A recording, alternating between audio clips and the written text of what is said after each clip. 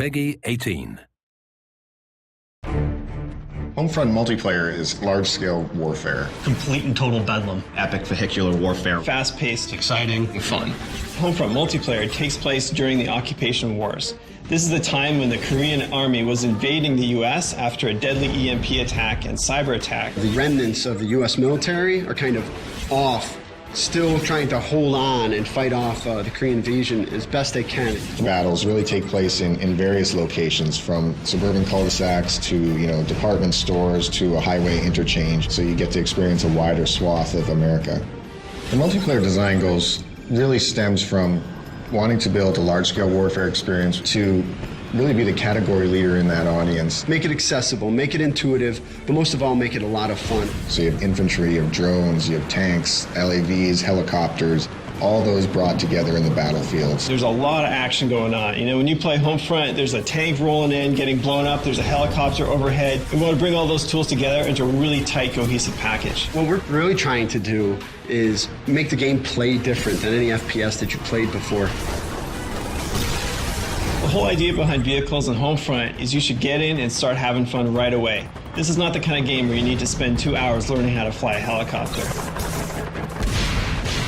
Battlepoints really gives us an in-game economy. So you're doing actions in the game, and every one of those actions is earning you points. So Battle Points basically allows us to put a price on each vehicle, to put a price on every special weapon.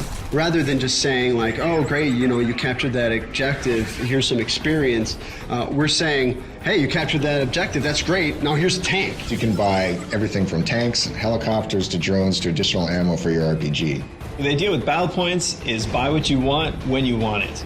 So if you're fighting a vehicle and you need a new rocket launcher, you can pick one up right on the fly. The near future setting for Homefront gives us the ability to bring in some near future technology like drones. What drones add to the game is a lot of new and interesting types of ways to fight your enemy and to fight them without putting yourself at risk. I may spawn in the game initially and deploy my recon drone, and I start marking different targets.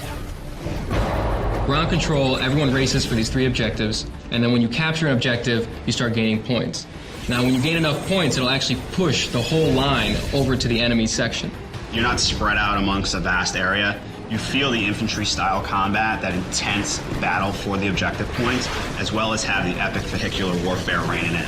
Ground control is different from other objective-based game modes because you get to fight over new spaces. The objectives will move to different locations. You'll have to use new strategies when you get to those areas. So in essence, you're not just playing on the same map for 12 to 15 minutes, you're playing on 2 or 3 different maps, because all the gameplay is localized around those objective points. And as players start earning points, you're going to start seeing some tanks on the field, some helicopters. The battlefield evolves in a way that you see something different every minute that you're playing.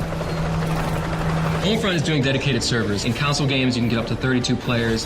In PC, obviously, it's even more important to have dedicated servers. After Homefront ships, I'm probably going to kick back by playing Homefront and destroying noobs online. It's interesting, as a developer, you have pretty much like one day where you know a lot more than everyone else at the game. After that one day, you're getting your ass kicked like everyone else.